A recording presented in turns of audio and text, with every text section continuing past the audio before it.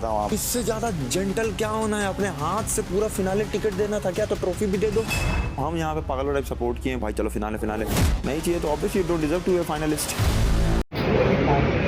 तो भाई जिस तरह से जो है अविनाश का ईसा का अभी तक रोना ही बंद नहीं हुआ है, रोना चालू ही है, कंटिन्यू रो रहे हैं भाई कि टिकट टू फिनाले क्यों छोड़ दिया। टिकट टू फिनाले छोड़ने का रोना ही नहीं है उनका रोना है टाइम गॉड क्यों छोड़ दिया, क्योंकि हमें तो सेव कर लेता ना भैया। तो ये है। और भाई एक चीज़ जो है उस टास्क के बाद में रजत को सभी लोग बोलते हुए दिखाई दिए कि अनफेयर किया तूने, एक बार कर विवियान का हाथ छूट गया था, तूने उसको देखा नहीं, उसको दिया नहीं। हाँ ऑब्वियसली सही में छूट चुका था, प्रोमो में भी देखा था हमने, एपिसोड में भी देखा था जब चुन को घसीटा था हमने खींच करके और चाहत गई थी बचाने तो उसने अपने एक हाथ विवियान ने छोड़ दिया था, लेकिन रजत के नज़र में ही नहीं आया तो वो क्या कर लेता, ये भी है ना।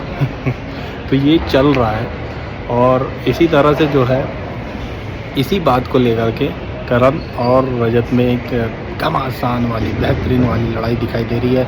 मगर लेकिन मुझे जो है रजत का एक पॉइंट समझ में नहीं आता, बहन अरे भैया कौन है तुम्हारी बहन, यहाँ पर है ही नहीं।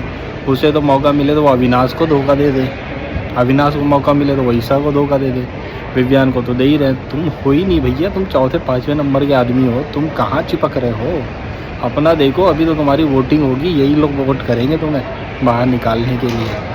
तो भाई ये है प्रोमो आज के, और इसके हिसाब से जो हम लोग पहले से ही जानते हैं कि भैया श्रुति का बाहर होने वाली है इस एविक्शन से, मिडवीक एविक्शन में, तो वो हमें ऑलरेडी पता है। बस प्रोमो अब आने हैं लेट। एक और टाइम गॉड टास्क हो रहा है, घर में हो चुका है और उसका रिजल्ट मैं आप लोगों को कुछ देर बाद दे दूँगा।